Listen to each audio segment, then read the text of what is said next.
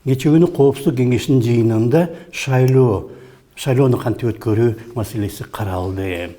Акыркы жылдары шайлоо ушунчалык кооптуу жана коркунучтуу нерсеге айланып кеткендиктен аны кантип өткөрүүнү президенттин, жогорку соттун төрайымынын, башка жетекчилердин катышуусунда караш керек.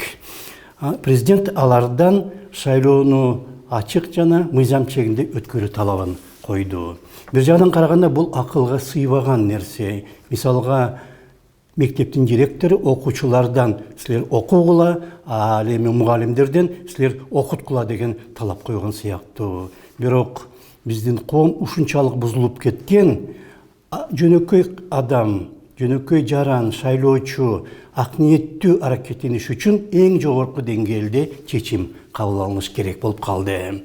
Бирок бардык жетекчилер дайым чиновниктерден мыйзам чегинде аракеттенгиле деген талап коет. Анткени алар күнүгө ошол эле жетекчилер өздөрү мыйзамды бузуп жатканын күнүгө көргөндүктөн маселелер жана бузулгандык кар көчкүдөй болуп көбөйүп бараткан. Ошондуктан 28 ноябрда биздин коом канчалык оңолуп баратканын сыноо болот.